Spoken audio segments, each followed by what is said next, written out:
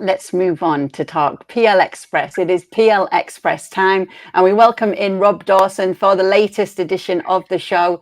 There's lots to talk about, and I'm actually glad, Janusz, that we have Rob with us, because we know you had to replace your mic last week because of some of your hot takes. It's actually been scorched. So he's got a new mic on this week. We are going to be talking about Erling Haaland, of course, who scored a hat-trick, of course, right on cue, Janusz. Chelsea losing. We'll ask about whether they're actually worse off than they were last season. Son getting it done for Spurs. Are Spurs the real deal right now? And we'll also talk about what's turned out to be a classic game, another one between Arsenal and Manchester United. So I'll let Janusz start, Rob, because last week we had quite a big statement about Erling Haaland, shall we say. Would you care to revisit that statement, Janusz? Only because you changed my statement, of course, for the benefit of future shows, right? So look, I'm not going to, backpedal on this one. I mean, it was just a simple statement. I think, Erling Haaland is, the great, a great goal scorer, but I don't know if he's a great player, even in that last game, right? I mean, here we are, he's got his goals because that, and that's ultimately is the game, right? I mean, that's what he's getting paid for, and he does well. 6 passes, 4 of them accurate, 0 ground duels won. I did my homework here. Aerial duels 0-1, 0 tackles, and didn't dribble past anybody. Right now, you can say, that's not his job. And again, I'm only saying that to answer your question, because goal scorers are there. He's going to be remembered perhaps because he's so young when it's all said and done as one of the best, if not the best, and that's fair play. Does that not make him a great player? All I said, because you asked, is that I have my doubts that he's going to be put right next to the Pelés, Maradonas, Messis, and Ronaldos of the world. So that's the only difference that I made. And I do love him. I give him 34 goals, I think, this season. So obviously, I think a lot of him. So that's the context, actually. So it was his 7th hat-trick for City in he joined just over a year ago, his 5th in the Premier League. He's the fastest player in top flight history to reach 50 goal involvements. That's 42 goals, 9 assists in 39 Premier League appearances. Actually, that would be even more then, wouldn't it? Anyway, I want to get to what Janusz has actually said there and what the feeling is, Rob, because it was kind of the feeling that not one of the greats in terms of players, but certainly a great goal scorer. I don't think that you can really argue with that statement. And I was at the game on Saturday against Fulham, and I still can't really understand how he ended up with a hat-trick after that game. That he just wasn't involved at all, really.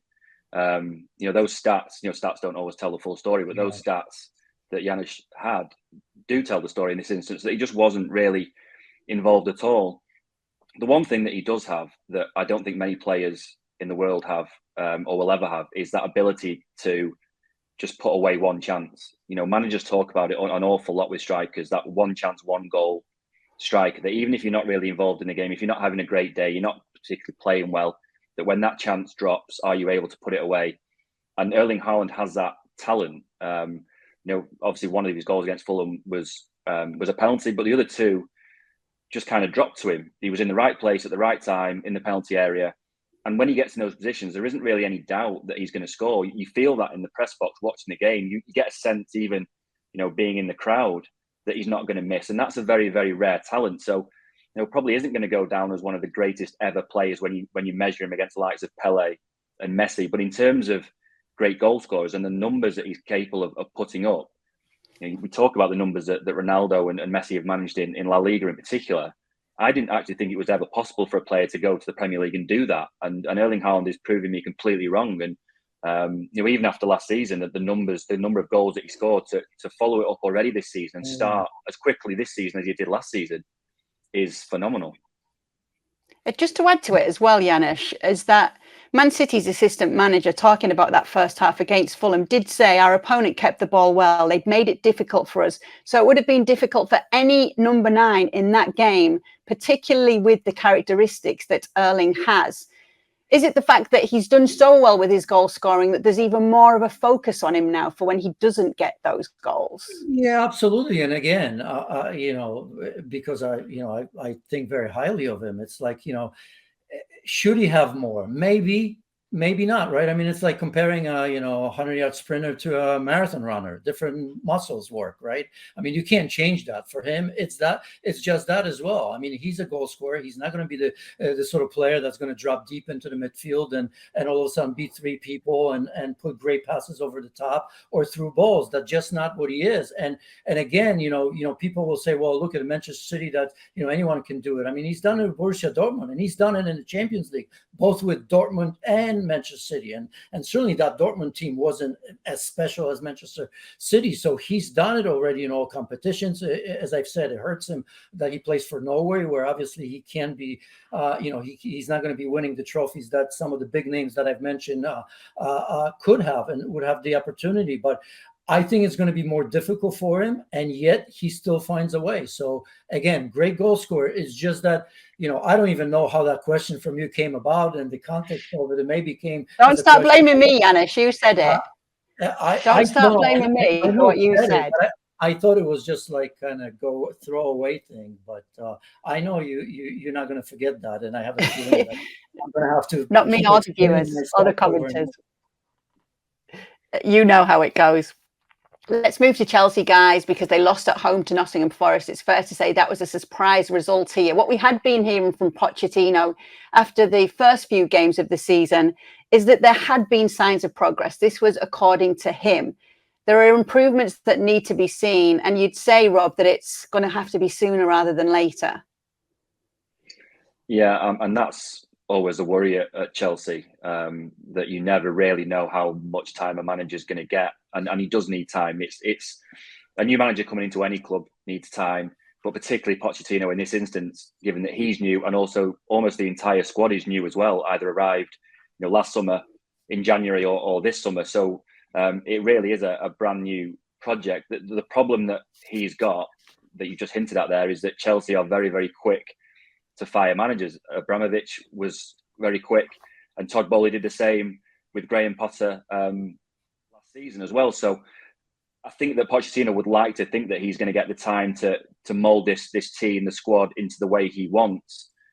But you just never really know at Chelsea, and that's why it's so imperative that he starts to win games sooner rather than later. I mean, I think he's right. There have been signs of progress. I think the result on Saturday, Forest at home, is a very, very poor result. If Chelsea, at the very, very least, this season are looking to finish in the top four and qualify for the Champions League, they need to be beating teams like Nottingham Forest at home. So I wouldn't worry too much that they didn't beat Liverpool, for example. But when you're getting beaten by Nottingham Forest, even this early in the season, it's going to set a few alarm bells ringing. Now, obviously, Janusz, as Rob just said, we know that Pochettino needs some time as well, and we've seen what he can do, particularly when it comes to developing younger players. But when we talk about this whole work in progress, are they actually worse off this season at this stage than they were last season?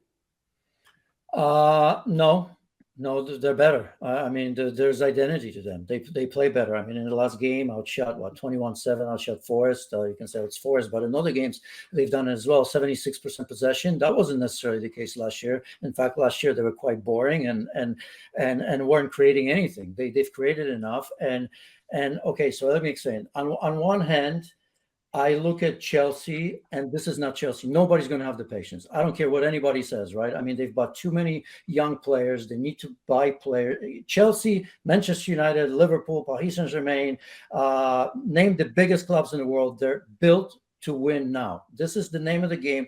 There's only so much money that goes around, and nobody's going to wait for these 30 players, because there's got to be at least 30 to come good. Having said all of that, I think Pochettino has done a decent job. I think you have to mention the fact that they're, in my opinion, arguably two best players aren't there, and that doesn't help because they do have some experience, right? So if you look at Reece James and Christopher Nkunku, who had a great preseason, already scoring goals, I think that changes things when you have so many young players and so many new players coming into the season. So I would be careful just yet. Are they going to have the patience? I would say I hope so, because I see this team much better than when Graham Potter took over, yet the problems are the same. How do you incorporate all these players into the team? And by the way, time has changed, because in the past, young players would have had no say, right? I mean, they'd be quiet because the experienced player, the veterans would kind of keep them there. young players, I have a feeling, are different, these days. And I don't want to sit here and say if it's good, better, and different, but I think these young players have the ear of the, hierarchy a little bit more, and maybe because they cost so much money. So when they're not happy, they're going to let you know. And I don't personally like that, but that's the way it goes. So I hope they keep Poch. It's better, even though the position in table I think is the same at the moment. And when they get everybody else, I think there's some hope. Meanwhile, in North London, things are so much better, particularly for Spurs right now, although you could say the same for Arsenal as well. But let's focus on Spurs if we can, Rob. Are they the real deal? Well, this is the flip side to the Chelsea debate that we've just had. We're talking about Pochettino needs time. Well, Ange Postecoglou, in theory, also needs time, but has done a lot more with the time that he's already had. You can see Tottenham playing in a very defined style of football that is working already. And also he's got his players to buy in very, very quickly. He's got a history of that wherever he's been, whether it's been in Australia or Japan or at Celtic, he gets a group of players to buy into his ideas very, very quickly. And that really is the whole battle when you come into a new club. That it's all very well having a great plan and a great style of football. If the players aren't into it, then it's not going to work. I think Ange Postecoglou has shown very, very quickly that he's got these players to believe in his plan, and it's working. And when you add into that one of the standout summer signings in James Maddison, who has hit the ground running after his move from Leicester, it all adds up to a lot of positivity at Tottenham, even after a summer when they've lost their star man in Harry Kane. So again, very, very early in the season, but there are an awful lot of signs there that he's going to get things right at Tottenham, and particularly when you're beating teams like Man United, it shows that you're going in the right direction, and it's going to help that there's no European football there. He's going to have weeks in between games to prepare his players. And obviously, I don't want to get Spurs fans too excited too early, but the signs are there that this could be a very, very positive season for them. I want to put the same question to you, Janusz, but I also want to extend it further, seeing as though Rob did mention Harry Kane. Are we seeing that Heung-min Son is actually the replacement for Harry Kane this season? Maybe. I mean, it's no surprise, right? I mean, remember 2 seasons ago, right? I mean, top goal scorer together with Mo Salah, I think, right? I think maybe assists took it Mo Salah's way. For me, he was the best player. He was the player of the season, better than Salah in general. He didn't win it, but he was tremendous, right? And last year, it's just one of those things, right? It was an off season for him. Who knows for what reasons? And I think, when I look at this, timing is everything, because I don't think anybody ever doubted Heung-min Son.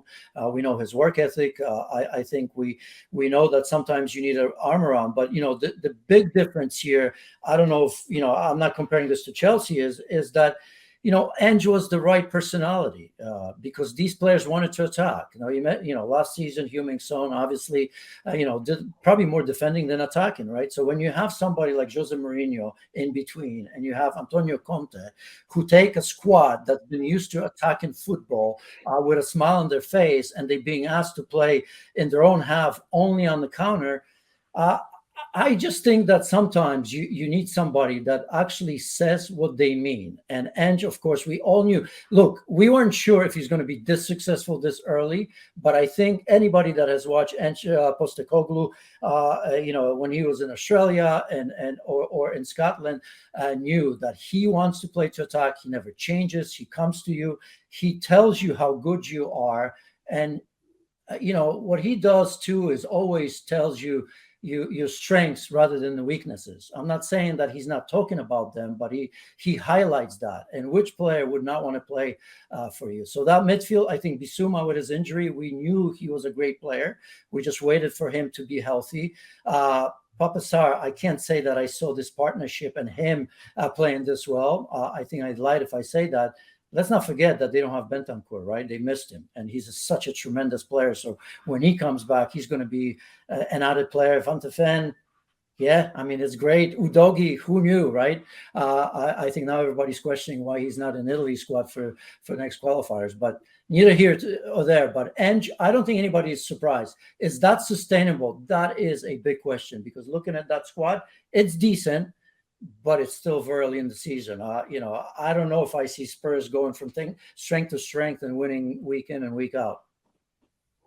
Let's focus on the fallout then from the game between Arsenal and Manchester United. Rob, what a game it was as well. Definitely one for the books when it comes to classic encounters between these two sides. I do want to stick with United and that side of things with the fallout from this game and what's actually happening there at the moment. Because even after the game, you could hear like former United greats like Roy Keane not too quick to criticise them, to say that they still did see positive signs in this game, but it obviously didn't go their way. But all doesn't seem to be well there.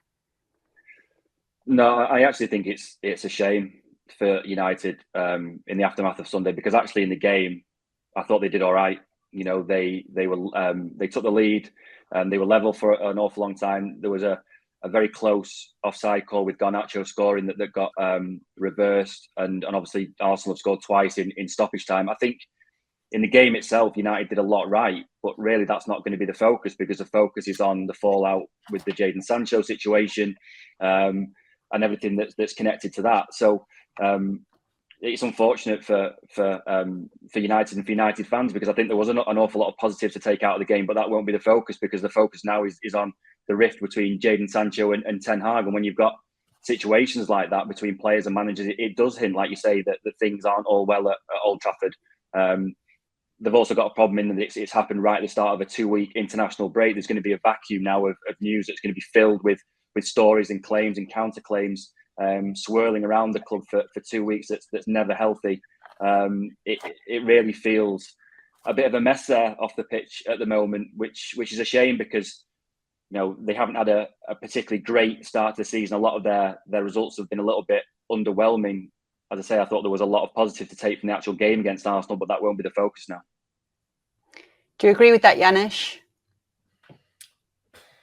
Yes and no. I was very surprised that Ten Hag has dealt with it that way. Never, ever a good thing, right? Didn't do it with Cristiano Ronaldo. We all knew what he was doing, but he didn't say, hey, Ronaldo, great player, great. His time will come. Next thing you know, he's out. Maguire kind of quietly pushed out as a captain, no problem. And here with Jadon Sancho, obviously, I don't know what's happening behind. I mean, obviously, he stood by him last season, as we all know. He was out for 3 months, and part of it was, I think, mental issues. So that may not help him with all of this. Although I don't know the background, but I still, if I were Ten Hag, I think it's a wrong move. I am a big fan of Ten Hag. I think we all have been sitting here saying how much he's done. We also said ahead of the season, Kay and Rob maybe as well, that I wasn't sure how he's going to make this team better. I've mentioned in this show already that they haven't gone for the players that I thought they would have gone. But you know what? With all this happening, we have to push back against Ten Hag a little bit. Don't we, Rob? I mean, to some degree, we have to. Where's this game that he's promised? I didn't see, because you said they haven't done badly in this game. Okay, decisions went against them. Maybe that offside, I suppose, right? I mean, that could have been given. I'm not a big fan of that. To me, looked onside and all this. The way they play, I mean, it's horrific. Where's the high pressing? Where's the possession? I mean, if we're going to compare, the progress, look at Arsenal. Look at how much they're progressing from last season. Look at the way they're playing. They're finding a way. They're showing the character that we question, that Manchester United always had. I don't know what went well United's way in this game, because I'm telling you, I mean, Casemiro, Eriksen, and Bruno Fernandes, for me, 0 in this game. Absolute 0. They had no control of the midfield at any point of this game. They just really didn't, right? So although the result could have gone differently, I think, as I've mentioned, United you could make a case, should have lost every game so far, aside from decent first half against Spurs, and then the second half we know that they lost. Against Forest, they came back. I mean, they haven't played well at all. If I'm in that dressing room, if I'm one of those players and I see Anthony starting every game, Rob, you know how it is in the dressing room, right? I mean, we'd all be saying, like, what's going on with this? How is this guy playing every game? Those are conversations that are happening. They had to be happening, because I remember I've been part of that, right? On a good and a bad side. It just is. So granted that, they've missed a lot of the players, but I don't want to say it was all negative in a way, but it hasn't been good. And Ten Hag has got to take responsibility, because his way of playing, I haven't seen. Yeah, let's talk about if there should be a pushback on Ten Hag, Rob. But just to offer some context for anyone who hasn't been keeping up to date with the situation between the coach and Jadon Sancho, the coach has said that he was dropped because of poor training performances for this game. Jadon Sancho has hit back, saying that he's been the scapegoat for a long time here. So can we just shed some more light on this and talk about whether there should be a pushback on the coach, Rob? I mean, it's certainly a question that needs to be asked. Has Ten Hag handled this in the right way? I mean, my opinion with stuff like this, as great content as this all is for people in the media like us, my view of this is that if he really is disappointed with Jadon Sancho's training, that needs to be kept in house. You bring him into the office and you tell him in the office that he's not training well enough and he's not going to be in the squad for Arsenal. You probably don't need to tell the press after the game. The mood in Manchester around this is that they're going to back Ten Hag. They believe Ten Hag over Jadon Sancho. Well, again, though, if Ten Hag is able to make these claims public, then why is Jadon Sancho not able then to counterclaim in public as well? He's got millions of followers on social media. He's got a platform to do it. Now, why can he not do that? The problem is that Jadon Sancho has essentially called his own manager a liar. That Ten Hag has said that he was dropped because he wasn't training properly. And Sancho has said, well, that's not the case. I trained very well last week. He claimed that there was other things at play. The reason why he was dropped was to do with, he suggested that it's something to do off field, which, really between a manager and player is a remarkable situation. The worry now for Jadon Sancho is that you have to think that he's fighting to save his Man United career, that the one theme all the way through Ten Hag's spell at Old Trafford has been discipline. He's disciplined Garnacho. He disciplined Marcus Rashford for being late for a team meeting and dropped him for a game at Wolves. His rift with Cristiano Ronaldo ended up with his contract being cancelled. And now he's got this very, very public rift with Jadon Sancho. And United have put so much faith in Ten Hag and given him so much power that you really can't see a way out of this now for Jadon Sancho, unless there's going to be some kind of grovelling apology, which doesn't seem to be, because the statement that he posted on Twitter on Sunday night is still there. It's not been deleted. He obviously standing by his words. That it's very, very difficult to see a way back for Jadon Sancho at Man United now, because Ten Hag needs to show that after all this, that he is the man in charge. He feels, he will feel that his authority has been challenged. So when that's your starting point, it's very, very hard to see how Jadon Sancho recovers from this at Man United and where he goes from here, because the transfer window is short. What's he going to do for the next 4 months? Is he going to train with the reserves? Is he going to sit on the bench? Is he going to be exiled completely? It's a very, very messy situation that Man United could really do without. Critical. It feels to me, you're quite right. And again, I don't know why he left. I mean, he's been getting chances. I don't know. Maybe they were trying to sell him and he didn't want to leave behind the scenes. You'd know better than that. That could be part of that as well.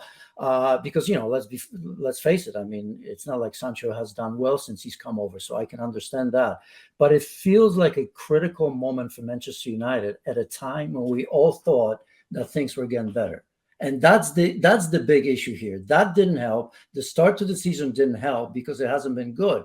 So when I look at, finally we've said, here's Erik Ten Hag, as you've said, who came in, made difficult decisions, got Manchester United back to the Champions League, a little bit of a trophy. Finally, that feeling of maybe we're getting our Manchester United back. But as I said, the ownership issue to me is massive, because it doesn't feel to me like United are going to progress. And again, I'll go back to what I said earlier, is it bothers me thinking of United at their best, why they didn't go for some of the players that I've mentioned, typical players that would normally be in that market. I'm talking James Ward-Prowse, a goal, 3 assists for West Ham, right? Or James Maddison. We all knew another English player who understands the league, who would have been perfect, and maybe even Harry Kane. Whatever we think of Levy, if he was going to sell it or not, I think if the price was right, it would have been difficult for him to say no. But at the very least, they should have been in the market for all those 3 players in every newspaper and every website, and they should have gotten somebody. So now with this Jadon Sancho, and Rob, you're absolutely right. This is going to simmer now for no reason whatsoever in those next 2 weeks during the international window. So hopefully Ten Hag, he's a strong character, can kind of put a lid on it. But I just think together with that indifferent start, to say the least, I'm really wonder how that's going to lead in the next couple of games. Now, Arsenal did win that game between the two, and a big part of that was Declan Rice and his performance. Are we at a stage, Rob, where we're saying 105 million is a bargain for this player? Maybe not quite yet, but we could probably get there. Maybe, I mean, if Arsenal win the title, then yeah, you know, ask any Arsenal fan, is it worth 105 million to win a title? Yeah, of course it is. Yeah, he was fantastic on Sunday against Man United, and not really because of his goal. I mean, he's not there to score goals, otherwise, you know, he'll always take a 96-minute winner against Man United. I just thought the way that he held himself in midfield, the way he recycled the ball so cleverly when it came out. You know, Arsenal had these quite long spells of pressure where the ball was going into the box, it was coming back out, it was landing at the feet of Declan Rice. Either he was winning his duel and then giving the ball to a wide player or a more attacking player, or he was making these really smart pinpoint passes sort of through the lines. I just think he's a really, really clever signing for Arsenal. I think they looked at that squad, or Arteta will have looked at that squad and thought, what are we really missing? What was the reason we didn't get over the line in the title race last season? And they've identified Declan Rice. And I think, you know, when you talk about, you know, winners and losers of the transfer window and who's done the best business, you know, I think signing Declan Rice, I think Arsenal have done a fantastic job with that. Yeah, tremendous performance is how Mikel Arteta described it. Janusz, obviously, Rob said the same pretty much. What would you say about what we saw from Declan Rice and what we've seen so far from him at Arsenal? Well, again, I mean, he gets this league. He understands it. He'd be good on any team. No nonsense. You don't expect too much from him. You just expect him to do his job. And he's very, very good at his job. I mean, we saw that, I think, leading to the first goal. He put in a crunching tackle in the midfield. I think that's how it started. First or second goal, I can't remember at the moment. He's a very simple player. That's why I think when you see 100 million for a player like him, people will say, well, what's he going to do, right? For that kind of money, you should be scoring, you know, 20 goals, or I don't know, you know, what people think. But I think the quality is there. He kind of, you know, I don't want to say he's paid for himself, but, you know, he's just a part of that. You know, it's the process and the progress. When Mikel Arteta was first saying that a couple of years ago, when he finished 8th twice, I think, in the league, I thought it was a bunch of baloney, right? Now I'm hearing this from Pochettino, I think, in the last press conference. He said, you know, process probably 30 times. Of course, these managers are right, but you can actually see it at Arsenal, right? Last season should have, if we think that, you know, Manchester United overachieved a little bit, look at Arsenal last season. It came very, very close. And then you say to yourself, what are they going to do now? And it's early. We don't know what's going to happen. But, I mean, you can clearly see a manager that's in charge, no nonsense, who had a great mentor. And he's doing pretty much the same as Pep. And why not, right? I mean, if you look at what he's done, the decision that he's made, the way he's challenging his players, the way he makes sure that they are not, you know, they don't become complacent, right? I mean, look at some of these players like Gabriel Jesus. I mean, last 2 games on the bench, a player that you would say to yourself, he should be starting. Okay, injury, but he's been great. But no, you have to earn it even after the injury. Eddie Nketiah was scoring goals coming off the bench. Finally, he gets a start, right? So I think when you look at him and look at all the moves and the way he lives that game, I think, you know, all the credit goes to Arsenal, because there's always that but thing with Arsenal, at least for last, you know, I don't know how many years towards the end there, where Arsene Wenger, you could sense it that he was losing his magic just a little bit. There was a period of time where it was the easiest thing to say was what? Soft, lack of spine, lack of character. I don't know if we can say that, in particular after this game against Manchester United and how they won it late. They always play till the end, right? I mean, look how many goals. You know, I think Arteta said, I'm paraphrasing, but say something. You know what I love about the team most? They're not happy with a tie. We're not happy with a draw. No matter where it is, home or away, we're going after. We won 3 points until the end. And you know what? They are doing it this season and last season as well. Thank you very much for watching ESPN FC on YouTube. For more highlights, analysis, and exclusive content, be sure to subscribe.